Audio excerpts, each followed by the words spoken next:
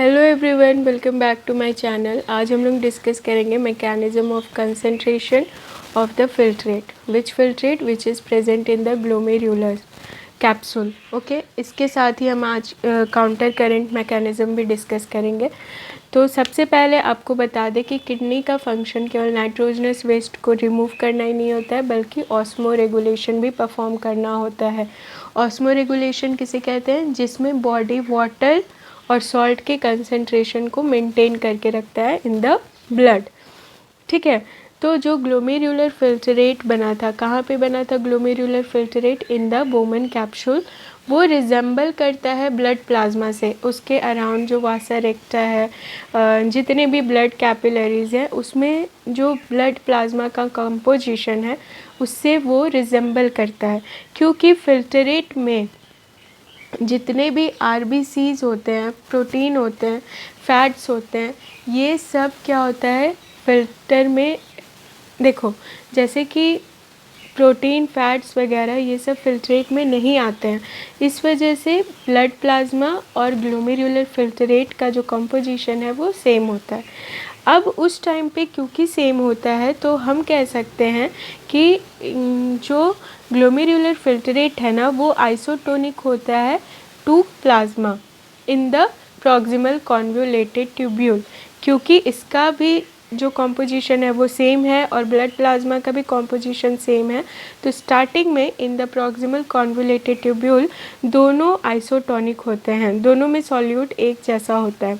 ठीक है, फिर हमें पता है कि प्रॉक्सिमल कॉन्वोलेटेड ट्यूब्यूल में बहुत ही ज़्यादा रीएब्जॉर्प्शन परफॉर्म किया जाता है। ऑलमोस्ट 60% रीएब्जॉर्प्शन कहाँ होता है? पीसीटी में। तो रीएब्जॉर्प्शन अगर हो जाएगा, किसका? वाटर का होगा, जितने सॉल्यूट होंगे उसका होगा, तो कंपेरेटिवली ये क्या हो जाता है? हाइपरटोनिक। मतलब यहाँ पे जो फिल्ट्रेट है उसमें सॉल्यूट की मात्रा ज़्यादा होगी in compare to blood plasma, क्योंकि यहाँ पे वाटर का रीएब्जॉर्प्शन बहुत ही ज़्यादा होता है। ठीक है, तो अगर आपसे कोई पूछे कि फिल्ट्रेट का कंसंट्रेशन क्या होता है, हाइपरटोनिक होता है या आइसोटोनिक होता है in the descending loop of Henle, तो आप बताएंगे कि कंसंट्रेशन जो है वो हाइपरटोनिक हो जाता है। क्यों होता है? क्योंकि पीसीटी में रीअब्जॉर्प्शन हो चुका है। अच्छा, फिर असेंडिंग लूप ऑफ हेनले में हाइपोटोनिक हो जाता है जो हमारा फिल्ट्रेट है। असेंडिंग लूप ऑफ हेनले में जो भी फिल्ट्रेट है वो क्या हो जाता है? हाइपोटोनिक, ये आपको याद रखना है। फिर वापस से आइसोटोनिक हो जाता है इन द डीसीटी। डीसीटी में आइसोटोनिक क्यों होता है? क्योंकि यहाँ पे एल्डोस्टेरॉन और एडीएच का सिक्रेशन होता है, जिसके वजह से क्या होगा कि जो फिल्ट्रेट है उसमें सॉल्ट और सोडियम आयन या वाटर का अमाउंट बढ़ जाएगा। तो उस वजह से क्या होता है, यहाँ पे डीसीटी में आइसोटोनिक जो है कंसंट्रेशन होता है।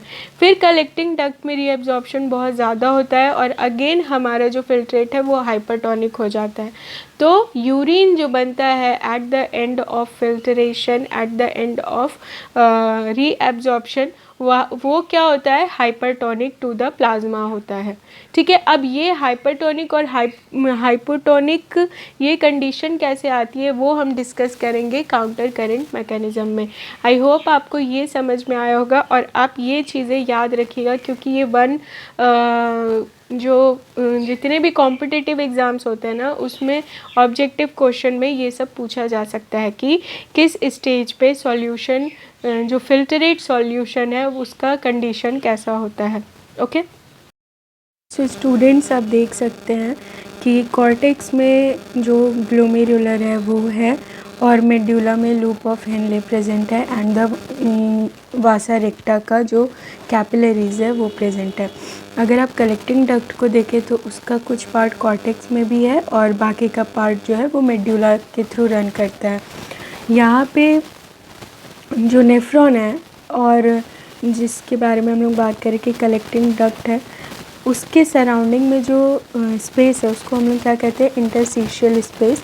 और इसका जो ऑस्मोलैरिटी है वो इंक्रीज़ होता है from the cortex to the medulla. तो 300 से लेके 1200 ऑस्मोलैरिटी होता है इसका। अब ये जो हमारा काउंटर करंट मैकेनिज्म है उसमें दो कंपोनेंट इम्पॉर्टेंट होता है। एक तो लूप ऑफ हेनले जिसको हम लोग कहते हैं काउंटर करंट मल्टीप्लायर, और दूसरा होता है लूप वासा रेक्टा की कैपिलरी का, वो कहलाता है काउंटर करंट एक्सचेंजर। ठीक है, तो जो लूप ऑफ हेनले है उसमें अगर आप देखें तो जो डिसेंडिंग लूप ऑफ हेनले है वो होता है permeable for the water reabsorption, और वहीं असेंडिंग लूप ऑफ हेनले में क्या होता है, सोडियम का रीएब्जॉर्प्शन होता है, मतलब सोडियम ब्लड में जाता है। ठीक है, तो सोडियम ब्लड में कैसे जाएगा वो बाद में देखेंगे। अभी अगर आप यहाँ पे दो चीज़ बस ध्यान दो कि जो लूप ऑफ हेनले है वो काउंटर करंट मल्टीप्लायर है, क्योंकि वो इंटरस्टिशियल फ्लूइड का जो ऑस्मोलैरिटी है उसको मेंटेन करके रखता है, और अपोजिट डायरेक्शन में रन कर रहा ना। ये ग्लोमेरुलर फिल्ट्रेट को डिसेंडिंग लूप ऑफ हेनले कहाँ लेके जाता है, मेडुला की तरफ, और असेंडिंग लूप ऑफ हेनले कहाँ लेके जाता है, कॉर्टेक्स की तरफ। इस डायग्राम में भी आप देख सकते हैं, यहाँ पर डिटेल में अगर हम लोग बात करें तो ये जो रेड वाला है वो क्या, लूप ऑफ हेनले के एकदम क्लोज प्रॉक्सिमिटी में रहता है वासा रेक्टा का कैपिलरीज का लूप। और यहाँ पे जो येलो वाला हमारा लूप ऑफ हेनले है वहाँ पे आप देख रहे हो कि 300 ऑस्मोलैरिटी, अगर हम डिसेंडिंग लूप ऑफ हेनले में देखें तो 300 ऑस्मोलैरिटी होता है कॉर्टेक्स वाले रीजन में, और उसके बाद वाटर रिलीज होता है।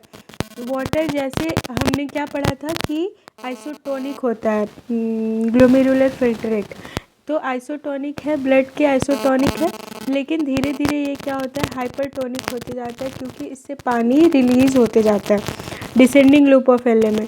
लेकिन फिर अपोजिट डायरेक्शन में मूव करता है ग्लोमेरुलर फिल्ट्रेट, और फिर यहाँ से क्या होता है, सॉल्ट रिलीज होते जाता है। तो जैसे सॉल्ट रिलीज होगा तो ये क्या होता है, हाइपोटोनिक, और सॉल्ट रिलीज होता है उसके बाद कलेक्टिंग डक्ट से यूरिया भी रिलीज होता है to maintain the osmolarity of the interstitial fluid. तो वाटर तो रिलीज होता है कलेक्टिंग डक्ट से, लेकिन उसके साथ साथ यूरिया भी रिलीज होता है। ठीक है, तो आप यहाँ देख सकते हो कि जो मेंटेन करने का काम है इंटरस्टिशियल फ्लूइड जो रीनल मेडुला में प्रेजेंट है उसके कंसंट्रेशन को मेंटेन करने का, मल्टीप्लाई करने का काम कौन करता है, लूप ऑफ हेनले। और यहाँ पे हम लोग देखते हैं कि जो ADH होता है ना वो बहुत ही ज़्यादा इम्पोर्टेंट रोल प्ले करता है, क्योंकि ये वाटर चैनल्स के प्रेजेंस और एब्सेंस को मेंटेन करता है। इस वजह से ये बात हो गई यहाँ पे। अब यहाँ पे जो हमारा वासा रेक्टा का लूप है, जैसे ही सोडियम रिलीज होगा रीएब्जॉर्प्शन के लिए from the loop of Henle, क्योंकि क्लोज प्रॉक्सिमिटी में कौन रहता है, वासा रेक्टा, तो वो एब्जॉर्ब कर लेता है उसको, और क्या ये रिलीज़ करता है, वाटर रिलीज़ करता है। तो ये एक्सचेंजर की तरह काम करता है, ये एक्सचेंज करता है, और ये पैरेलल रन करता है लूप ऑफ हेनले के। ठीक है, तो आप यहाँ पे भी देख सकते हो कि जो क्या कहेंगे, जो हमारा वासा रेक्टा का लूप है ना उसमें भी आप अगर फ्लो का डायरेक्शन देखें तो वो एक अपोजिट डायरेक्शन में, काउंटर डायरेक्शन में मूव कर रहा है। ठीक है, तो इस वजह से ये क्या कहलाता है, काउंटर करंट एक्सचेंजर कहलाता है, और हमारा loop of Henle counter current multiplier कहलाता है। इस तरह से जो इंटरस्टिशियल फ्लूइड है उसका भी कंसंट्रेशन मेंटेन रहता है। ठीक है, तो हमने देखा कि हमारे दो कंपोनेंट है, counter current multiplier that is loop of Henle, जो डिसेंडिंग लूप ऑफ हेनले में वाटर रिलीज होकर हाइपरटोनिक सॉल्यूशन हो जाता है, और उसके बाद फिर सॉल्ट रिलीज़ होता है रीएब्जॉर्प्शन के लिए from the ascending loop of Henle, और फिर कलेक्टिंग डक्ट से यूरिया के साथ साथ वाटर भी रिलीज़ होता है फॉर द रीएब्जॉर्प्शन, जिससे इंटरस्टिशियल फ्लूइड का कंसंट्रेशन मेंटेन रहता है।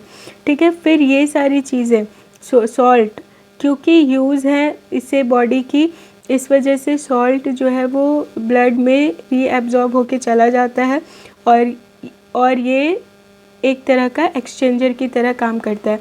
क्यों एक्सचेंज हो रहा है, यहाँ पे हम देख रहे हैं कि वाटर का और सॉल्ट का एक्सचेंज हो रहा है, सॉल्ट ब्लड में जाता है और वाटर रिलीज़ हो रहा है ना। तो और ये सारी चीज़ें कहाँ हो रही है, रीनल मेडुला में हो रही है in the counter current flow manner, इस वजह से हम लोग इसको काउंटर करंट मैकेनिज़्म कहते हैं। आई होप आपको समझ में आया होगा, और अगर नहीं आया तो एक बार आप अपना बुक रीड करिएगा और वीडियो को एक बार और देखिएगा, समझ आ जाएगा। Thank you for watching. Please share the video.